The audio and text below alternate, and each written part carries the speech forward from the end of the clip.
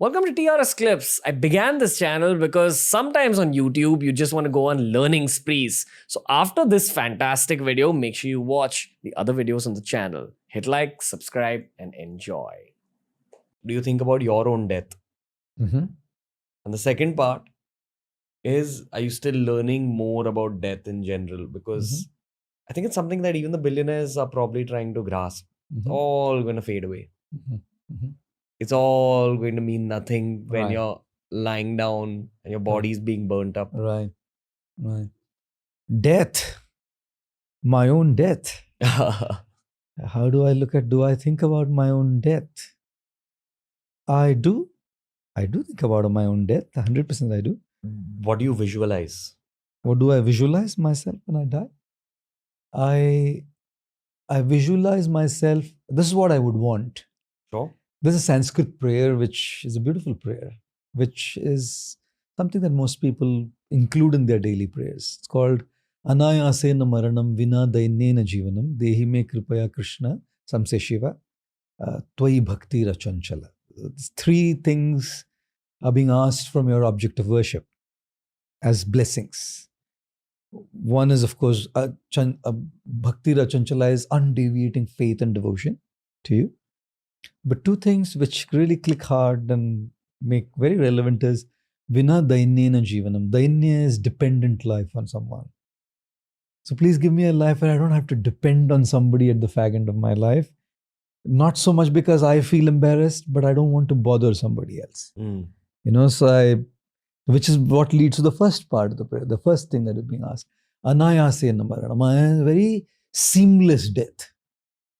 Very seamless death, which is like drop dead one day. Right? No pain, no suffering. Death is painful. Death is painful in any case, whichever way. But living to death is very painful. Like if I'm in bed for 20 years and then I die, those 20 years are more painful than just the moment of the death. But if I drop dead today, death is still painful. It's not that it's not painful. That's called Anayasmaran. Anayasmaran is seamlessly just going. And I know some of the members of our community, man, the way they left in the last year, the way they left this world, incredible. Their spiritual consciousness in the temple. They were standing in front of the deities, their object of worship, on a very holy, auspicious day. They looked at their object of worship, closed their eyes, dropped down dead right there. You saw this? My friend, one of our monks, his father. It's absolutely incredible. Just absolutely incredible. So when I see this, when I visualize this in my mind, what a death that would be, that you're in a state of spiritual consciousness while you just drop dead. Right? Most people are just regretting. I didn't do this, ye karna tha, ye reh gaya, ye karna tha, ye reh gaya. Or so many people have regrets that I should have, you have the popular post getting viral all over the place, the 5 biggest regrets people have when they die. I should have spent more time with my family. I should have done this or that, which is not about money or work, is what the point is in those 5 biggest regrets. But I feel, imagine you're just in a complete state of spiritual consciousness when you just drop dead. There's nothing else but just drop dead. Which is why the founder of ISKCON, Srila Prabhupada, when he was asked this question, just last moments, said, is there anything that's left for you? Said, kuch ichha nahi. Couple of hours is gone. Right? Completely finished with everything. So when I look at this gentleman, my monk friend's father, one thing is very evident and clear to me. And I see that also as something that I always believed in. And I've been speaking about it a lot of times, which is I very seldom speak about death actually. I speak more about life. Because a life lived well is dying well. I don't need to prepare separately to die well. If I live very well, it feeds into that spiritual state of consciousness when I drop dead. This gentleman whom I'm talking about, he led his life like that. I've known him. I've known him very, very closely, and I've known what kind of an individual he was. I've known his spiritual depth. I've known the depth of his meditation. And I wouldn't be surprised that this is how he left. But it could have been in bed for 20 years and remaining in the same state too. But it was just anaya, seamless for him. So to me, when I visualize my own death, I really don't look at how I will die. That visualization of death for me reminds me how I need to live today. Right? I'm not so concerned about what's beyond my control and outside of my hands. I'm very much concerned about and focused on what is in my hands today. How have I spent time with you? How have I spent time with myself? How have I spent time with God? How have I spent time with my japa, my chanting, my meditation?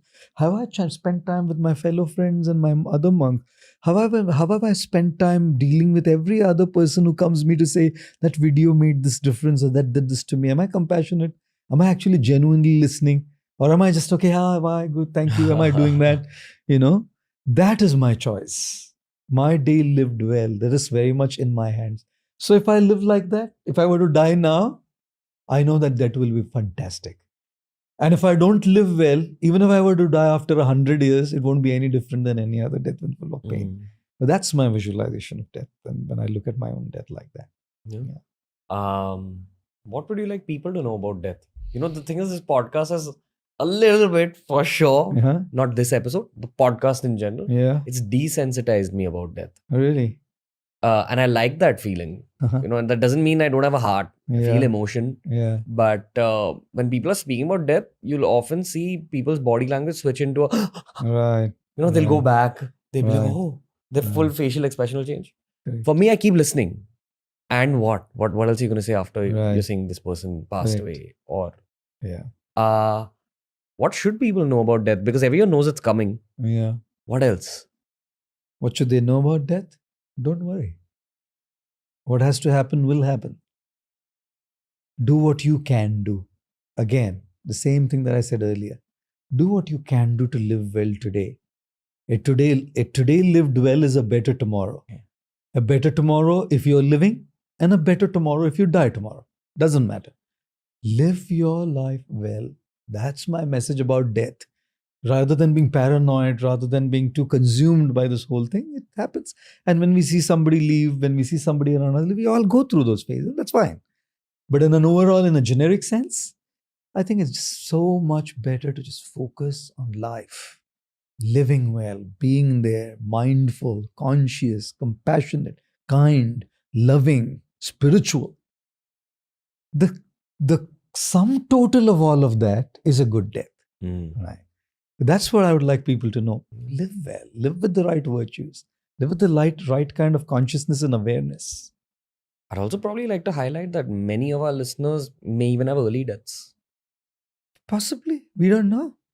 We don't know. So many in the country have had early deaths. Yeah. Right? We don't know. It's something that none of us know. Something that none of us will ever know. So since something so beyond us in terms of when it will happen and how it will happen, that's precisely, I'm just coming back to the same thing, sorry, again and again.